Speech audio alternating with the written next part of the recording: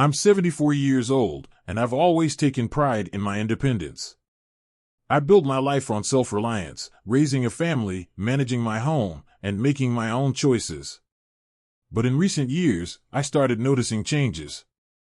Simple tasks that once felt effortless now took more energy.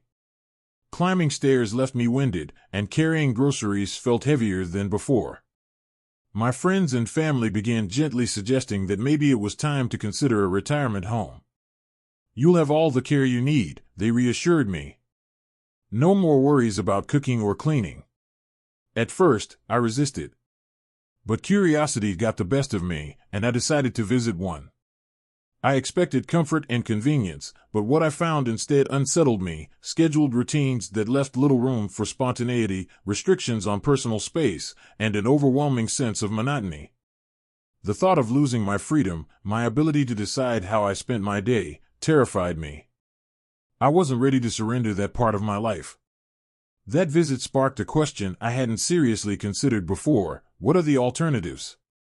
If I wasn't ready for a traditional retirement home, what other options existed for someone like me, someone who wanted security but still craved adventure, purpose, and autonomy? So I started searching. What I found changed my life. Before we get started, I'd love it if you'd give this video a like. It helps me keep sharing important lessons. If you're not already subscribed, I encourage you to hit the subscribe button and turn on notifications so you don't miss out on new videos. Also, if you like this video, write a 1 in the comments and a 0 if you don't, so I know what can be improved. So, here we go. 1. A retreat home with open spaces. While searching for alternatives, I stumbled upon something unexpected: a private retirement community nestled in the mountains. Unlike traditional nursing homes, this place wasn't about just waiting out the years. It was a lively retreat where seniors engaged in hands-on activities like gardening, animal care, painting, and even clay sculpting. At first, I was skeptical. Could I really adapt to this kind of lifestyle at my age? Would I fit in? Despite my doubts, I decided to give it a try. When I arrived, the first thing I noticed was the air. It smelled fresh, clean, untouched by city smog. Instead of endless hallways and sterile white walls, there were rolling green fields, wooden cottages, and winding trails lined with blooming flowers. Birds chirped in the distance, and the sound of a small stream flowing nearby filled the air with a sense of calm. I met other residents, many of whom had stories similar to mine. They had resisted the idea of a retirement home, seeking something different, something that felt like living rather than waiting. Some had been here for years, while others, like me, were still adjusting.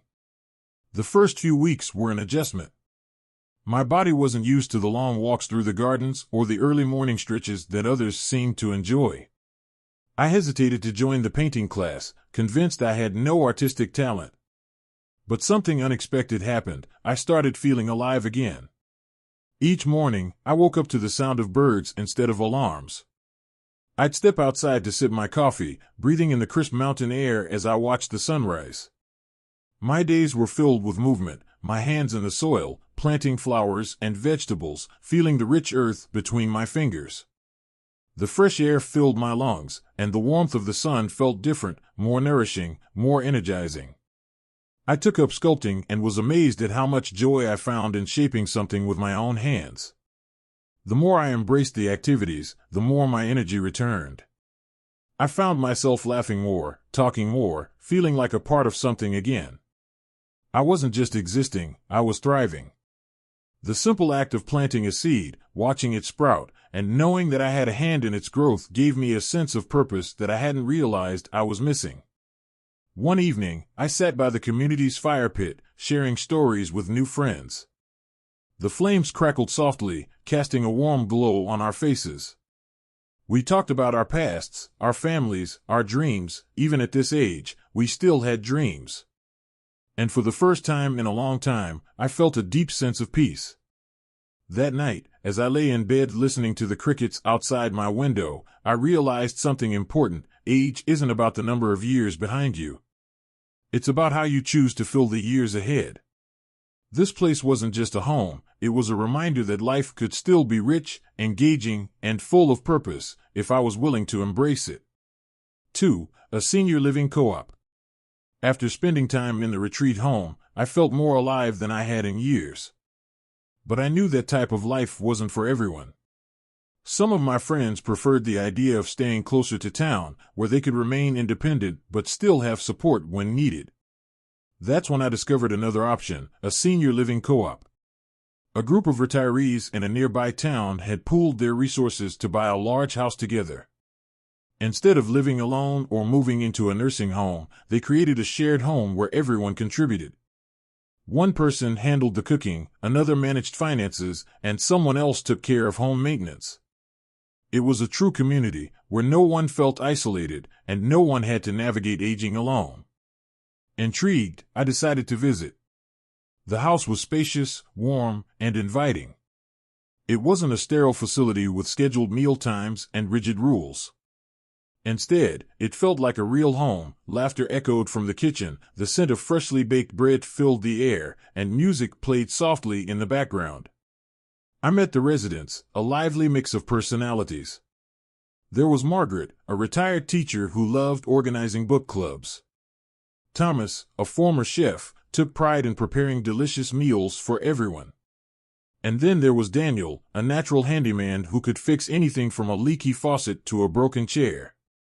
Each person brought something valuable to the group, and together, they had built a home where everyone mattered.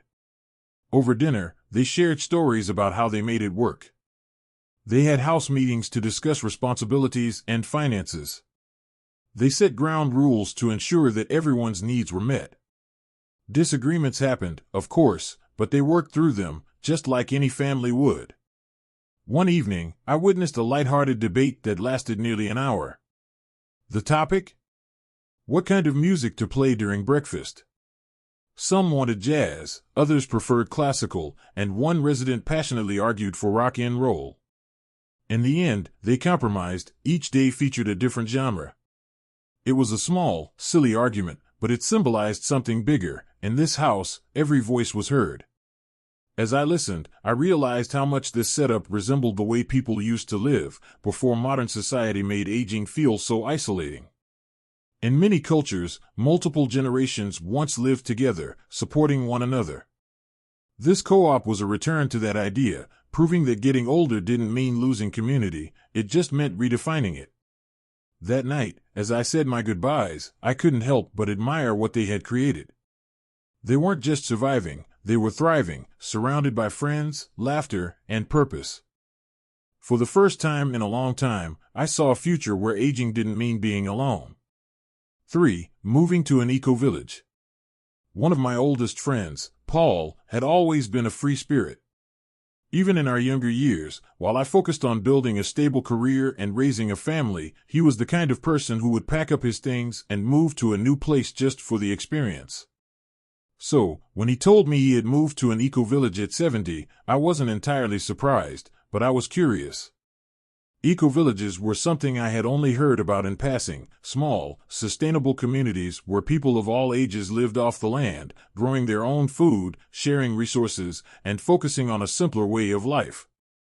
The idea seemed idealistic, maybe even a little unrealistic for someone in their later years. But Paul assured me otherwise. "You've got to visit," he insisted over the phone. "It's nothing like what you think." A few weeks later, I did. The moment I arrived, I understood why Paul loved it. Instead of concrete buildings and loud city noise, there were rolling green hills, open fields, and small wooden homes built with natural materials. People of all ages worked side by side, young families, retirees, and even teenagers who had grown up in the village. There was a sense of harmony I hadn't felt in a long time. Paul greeted me with the same energy he'd always had. His once gray complexion had a healthy glow, and his eyes were full of life. It was as if he had aged in reverse. He showed me around, introducing me to other retirees who had chosen this way of life. Some had come here out of necessity, wanting to escape the rising costs of city living. Others, like Paul, simply craved a sense of purpose and connection with nature. One woman, Eleanor, had been a corporate executive for over 40 years. Now, she spent her days tending to the community garden and teaching younger members how to grow vegetables. "I used to make decisions worth millions of dollars," she said with a chuckle. "Now, I get excited when my tomatoes start ripening. At first, I wondered if I could handle the physical demands of such a lifestyle. But as I watched people in their 70s and 80s moving effortlessly, hauling baskets of fruit, tending to animals, even building small wooden structures, I realized something. It wasn't about having energy. It was about creating energy." That night, after a communal dinner where everyone contributed something they had grown or made, I sat by a small fire with Paul. I asked him if he ever missed his old life, the convenience, the modern comforts, the predictability. He smiled and shook his head. "I wake up every day knowing exactly why I'm here," he said. "I feel needed. I feel alive. Can you say the same?" His words stuck with me. For years, I had been searching for ways to avoid the struggles of aging, simplifying life, minimizing challenges. But maybe the answer wasn't in making things easier. Maybe the key to staying young was in staying engaged. I left the eco-village the next morning, but something had changed in me. I had always thought of aging as a gradual slowing down. But Paul and the people I met there had proven me wrong. Maybe growing older wasn't about retreating from life, it was about stepping even further into it. 4. Life on the water. While I was exploring different ways to live my later years, I reconnected with an old friend from my school days, James. We had lost touch over the decades, but when I heard his story, I knew I had to share it. James had always been adventurous, but nothing could have prepared me for what he had done. He had sold his home and moved onto a cruise ship. Yes, you read that right. Instead of settling into a retirement community, he had chosen the open sea. "It's cheaper than a nursing home," he told me when we met for coffee during one of his rare stops on land. "And a hell of a lot more fun." I was intrigued. I had heard of people retiring in unusual ways, but living on a cruise ship? That was something else entirely. James explained that he had done the math. The cost of an assisted living facility or even a senior apartment complex was astronomical, and for what? A small room, a few scheduled activities, and the occasional bingo night? Instead, for about the same price, he got all-inclusive meals, daily entertainment, housekeeping, medical services on board, and a constantly changing view of the world. Every few weeks, he woke up in a new country. One morning, it was the Greek islands, the next, the coastline of South America. He had no utility bills, no grocery shopping, no home maintenance, just endless adventure. At first, I thought this kind of lifestyle would be lonely. But James assured me otherwise. "You'd be surprised how many of us are out there," he said. Retirees, widows, people who just decided they didn't want to sit in one place waiting for life to pass them by. He had even reunited with someone from our past, a woman named Linda, who we both had a crush on back in high school. They had met on board, rekindled an old connection, and now they were traveling together. "Funny how life works," he mused. I couldn't help but wonder, could I do something like this?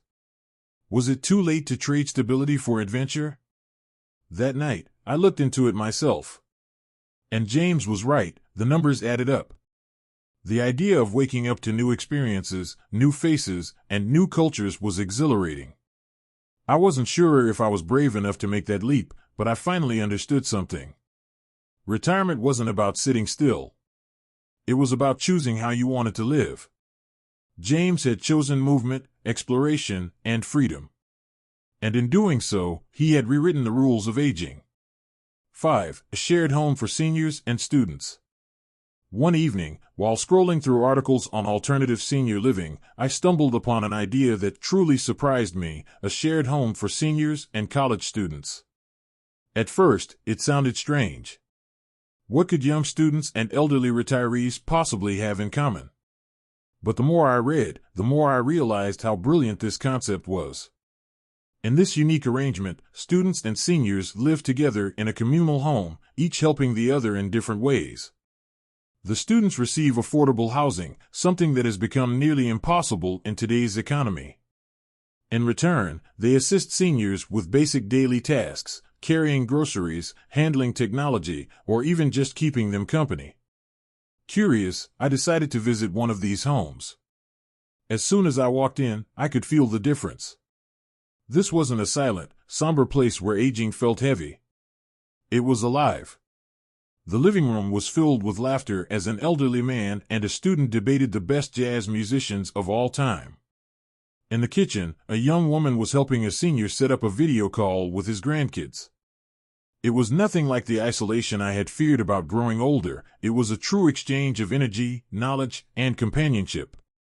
One story stuck with me in particular. There was an 80-year-old man named Walter who had been widowed for over a decade. He had resigned himself to spending his days alone, assuming that his best years were behind him. Then, he moved into the shared home. One evening, while chatting with a student named Oliver, Walter casually mentioned a woman he had loved when he was young, his first love. He had lost touch with her more than 50 years ago and had no way of finding out where she was. Oliver, being part of the generation that grew up with the internet, took it as a challenge. He spent days searching online, combing through social media and records. Then, one evening, he found her. Walter's hands trembled as he read the message Oliver had helped him send. And when she replied, saying she had never forgotten him, there wasn't a dry eye in the house. Stories like this were common in these shared homes. Young people brought technology, fresh perspectives, and companionship. Seniors provided wisdom, life lessons, and, in many cases, emotional support to students who were far from home. I walked away realizing something profound. Aging isn't about staying within your own generation. It's about staying connected to life, to people, to the world evolving around you. This wasn't just about convenience or practicality. It was about bridging the gap between generations and proving that no matter how old you are, you still have something valuable to offer and something new to learn. 6. Becoming a mentor. As I explored different ways to shape my later years, one idea kept resurfacing: the power of mentorship. I had spent decades learning, working, raising a family, and navigating life's countless ups and downs. Now, for the first time, I found myself wondering, what if my experiences could help someone else? Then, one day, I stumbled upon an opportunity. A local school was looking for retired professionals to volunteer as mentors for students who needed academic and life guidance. The idea intrigued me. I had always loved problem solving, and I figured, why not give it a try? When I arrived at the school, I was paired with a group of students struggling with math and logic. Some of them had already decided they weren't smart enough for numbers, while others simply lacked confidence. I saw myself in them, not because I had ever struggled with math, but because I knew what it felt like to doubt yourself. At first, they were skeptical of me. I was just another older person, someone who had no idea what it was like to grow up in today's world of social media, fast-paced technology, and constant pressures. But as the days went by, something shifted. I didn't just teach them formulas, I taught them how to think. I showed them how to break problems down, approach challenges with curiosity, and trust their own abilities. And in return, they taught me things too: how to use new technology, what music was popular, and how different the world looked through their eyes. One student, Mia, stood out. She had convinced herself that she was bad at math and that she'd never be able to pursue her dream of becoming a doctor. But after weeks of working together, she started to see things differently. One day, she solved a problem on her own, something she never thought she could do. When she looked up at me, her face lit up with a mixture of surprise and pride. "I actually did it," she whispered. In that moment, I realized that mentorship wasn't just about giving, it was about witnessing transformation. It was about reminding people of their potential, even when they couldn't see it themselves. Beyond academics, I also became someone the students could talk to. They shared their fears, their dreams, their uncertainties about the future. And as I listened, I realized that being useful didn't have to end just because I had retired. In fact, I had more to offer now than ever before. In return, the students helped me, too. They taught me how to use new apps, helped me set up video calls with my family, and even introduced me to the world of digital books. They kept me engaged with the present while I shared wisdom from the past. By the end of the semester, something incredible had happened. I no longer felt like an observer of life, I was part of something bigger. I had a reason to get up in the morning, people who counted on me, and a sense of fulfillment I hadn't felt in years. It was then that I truly understood, old age isn't about stepping back, it's about finding new ways to step forward. As I reflect on my journey, I realize something profound. Old age isn't a time to retreat, it's a time to reinvent. For years, I thought growing older meant accepting limitations, slowing down, stepping aside, and making room for the younger generation. But the more I explored, the more I saw that aging isn't about giving up control, it's about choosing how to live on your own terms. I may be 74, but I don't feel like someone who is winding down. I feel like someone who has just begun a new chapter. And so can you. Because old age isn't an ending, it's just another beginning. Now, I'd love to hear from you. Which of these options resonates with you the most? Would you prefer life in an eco-village, traveling the world, or building a multi-generational home? Share your thoughts in the comments below. I'd love to hear what inspires you.